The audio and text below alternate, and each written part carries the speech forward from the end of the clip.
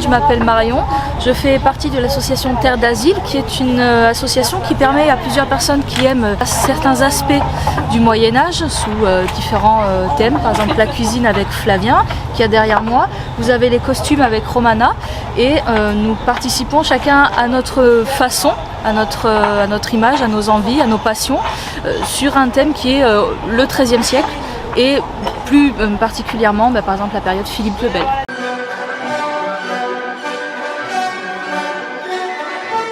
Donc comment moi je suis arrivée au médiéval? Donc c'est simple, mon compagnon est membre de l'école chevaleresque. Il fait les cours pour les petits de 6 à 10 ans je crois.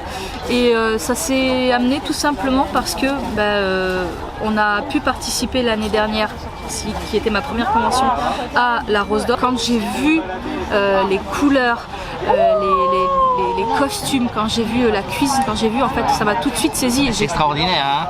C'est voilà, une autre dimension. Hein.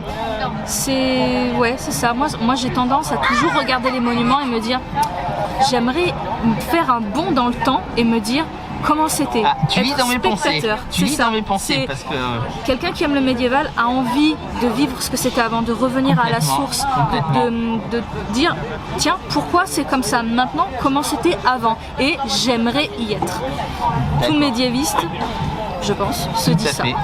Et ici, on le revit un petit peu. On revit cette tranche d'histoire en fait qu'on peut faire vivre aussi aux gens, parce qu'on est là pour partager. Si c'est aussi ouvert au public, c'est pour que nous, ce qu'on fait, on puisse le partager, donner envie et parfois même créer des vocations et créer la génération d'après. Tout à fait, exactement. Surtout pour les enfants, c'est très important. C'est pour ça que je fais ça aussi, cette chaîne YouTube, pour essayer de démocratiser, vulgariser, hein, pas dans le mauvais sens du terme, justement pour peut-être que des jeunes découvrent autre chose que les jeux vidéo et qui puissent s'intéresser, nous découvrir. D'où viennent leurs références historiques de jeux vidéo. La question que je voulais te poser, que tu as presque devancé, imaginons, j'ai une machine à remonter dans le temps et tu peux choisir une époque, voire un événement, n'importe lequel, que ce soit une bataille ou un sacre de roi ou une fête, et ensuite tu peux rencontrer un personnage sur 2 millions d'histoires. Alors, à quel événement veux-tu assister et quel personnage veux-tu rencontrer? Saint-Louis. Saint-Louis, d'accord. Saint-Louis parce que on a quelques anecdotes, on a quelques petites histoires qui tournent autour de ce personnage historique qui sont étonnantes. Tout à fait. Étonnantes, par exemple le fait d'être assez gourmand et pour s'arrêter de manger, verser de l'eau dans sa nourriture pour ne pas avoir ce péché de gourmandise. Tout à fait, ou de diviser son brochet en deux, j'avais lu ça aussi. Tout à fait. Moi qui suis assez attirée par cet aspect religieux, je trouve que ce personnage est extrêmement empli de foi et de piété, et je trouve, moi ça me touche personnellement. Et ça, par exemple, moi j'aurais aimé assister peut-être à un couronnement ou peut-être à sa mort. Ça aurait été un événement qui m'aurait intéressé, sachant qu'il est mort devant Tunis. À Tunis, tranche de vie avec Saint-Louis, ça aurait été quelque chose qui m'aurait intéressé. Et si tu avais une question à lui poser, quelle serait-elle? Comment vivre avec sainteté? Voilà. Et de diriger en étant sain et en étant juste. Parce que ça nous manque un petit peu. Des gens qui ont une capacité humaine à diriger. Et donc vous avez axé votre troupe plutôt sur les métiers, alors c'est ça?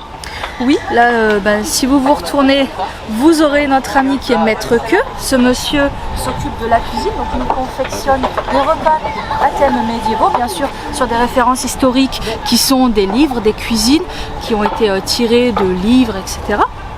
Vous avez donc la personne qui s'occupe de nos costumes, qui a elle-même une référente. Nous sommes sur du XIIIe, XIVe siècle. On fait ce qui s'appelle de l'archéologie expérimentale. Ah, donc, ça c'est très intéressant. Voilà, ça permet de refaire le geste ancestral et de voir les difficultés, de pouvoir améliorer, tout simplement de revoir le geste et de se dire qu'on fait quand même un petit peu partie de l'histoire. On recrée cette partie qui nous appartenait. Ta troupe s'appelle Terre d'Asile, pourtant je vois les ateliers de Guillaume et Julia. Tout à fait, parce qu'en fait, Guillaume et Julia sont nos maîtres queux, c'est comme ça qu'on appelle les cuisiniers à l'époque. D'accord. Et ils sont en charge de l'intendance, de la trésorerie de l'association et également de la cuisine. Donc ils vont, grâce à des livres et à des recettes ancestrales, par exemple là nous sommes sur une recette gauloise, il y a tout un processus, il y a toute une participation de notre association pour la mise en place, la mise en bouche, et c'est fait bien sûr comme je le disais il y a quelques instants sur des recettes qui peuvent être médiévales. Donc là vous avez les banquets gaulois. Évidemment, il y a toujours plusieurs sources. Celui-ci est très intéressant. Nous, on l'a en dehors de l'école de la Terre d'Asile, c'est très intéressant.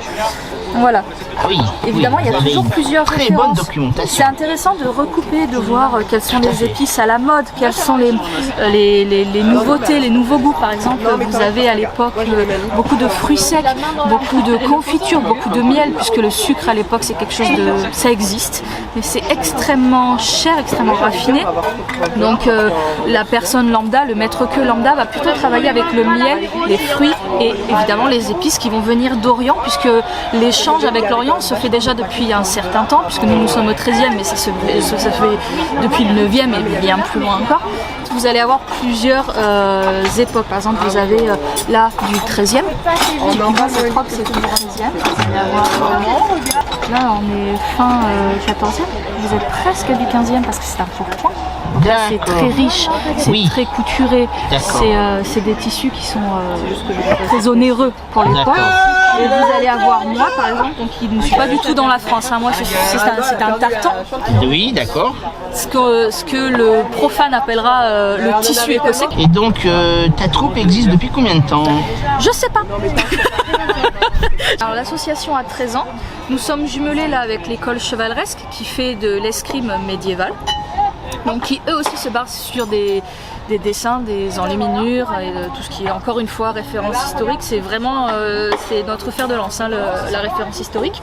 Et donc nous jumelons chaque année parce que c'est des associations qui s'entendent très très bien. Et nous avons normalement une vie de table, une vie de camp où il va y avoir le seigneur, la dame qui est Romana, souvent notre référente, qui a des robes de plus en plus belles. Vous voyez, si vous vous retournez, vous voyez qu'on ne mange pas forcément qu'avec les doigts. Parce que plus on est riche, plus on peut se permettre d'avoir de la belle vaisselle. Le paysan n'a pas forcément tout ça.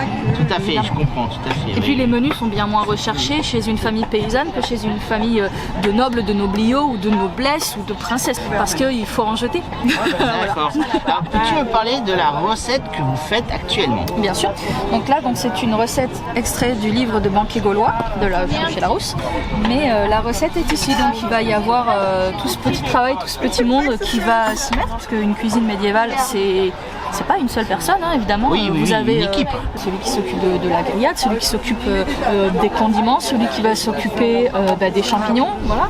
Et là, donc, on est sur des champignons farcis et grillés. Donc, ça va être une recette, comme on l'a dit, gauloise. Vous avez différentes étapes. Ah oui, c'est très très élaboré. Alors ça, c'est pas, il y a beaucoup plus dur. Hein.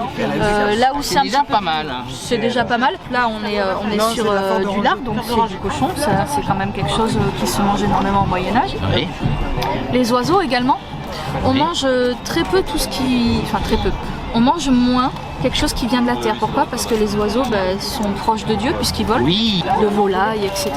Beaucoup de canards, beaucoup de perdrix, tout ça. Ça va être quelque chose qui est pas exotique, mais qui est plus proche de Dieu, donc meilleur. D'accord, et ça c'est réservé à la noblesse ou à la haute bourgeoisie, on va dire? Non, c'est... non, pas forcément. C'est un cliché alors? C'est...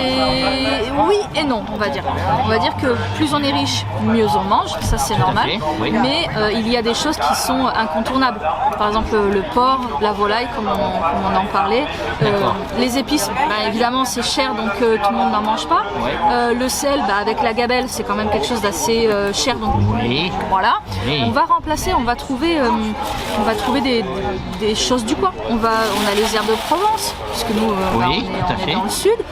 Il y a également le thym, l'aneth, tout ça, ça va être des choses. En fait, vous allez vous servir de ce que vous trouvez sur place parce que c'est ce qu'ils faisaient avant. Ouais. Donc vous allez trouver voilà, ce que vous pourriez ramasser vous-même, tout simplement. Beaucoup de racines, carottes, navets, oignons. Oui. D'où provient la troupe? Alors ça, il faut demander à la référente qui est juste ici. Je suis Romana de Cornouailles et donc la présidente de l'association Terre d'Asile. Alors quel est le principe de Terre d'Asile? Terre d'Asile a démarré il y a 13 ans sur une idée où on n'était que 4 à la tête de l'assaut. Et en fait, les membres qui nous rejoignaient, c'était occasionnellement, comment dire, sur certaines médiévales, ce sont des gens qui sont STF, c'est-à-dire sans tente fixe, sans troupe fixe. Très intéressant. Voilà. Mais il se trouve que parmi ces personnes qui nous ont rejoints année après année, en fait, il y a un noyau qui est toujours resté. Et du coup, maintenant, il y a une base associative en place avec une dizaine de membres. Et après, on a d'autres personnes dont avec des collaborations avec l'école chevaleresque, l'histoire en selle, les frères de Lens. Donc c'est une collab maintenant.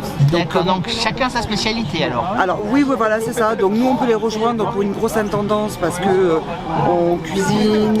Les autres chefs de troupe qui nous rejoignent peuvent se consacrer chacun leur spécialité. Vous venez de quel coin de France? Alors moi je suis d'Aigues-Mortes. Ah, Aigues-Mortes. Voilà. Oui, après j'ai des membres de Paris, j'ai des membres donc au niveau aux alentours d'Aix en Provence. Après ceux qui nous rejoignent, il y en a une partie Montpellier, les alentours. Histoire en selle c'est côté les frères de Lens c'est côté Lyon, et Histoire en selle c'est côté breton. D'accord. Ah oui, donc voilà. Une grande diversité géographique.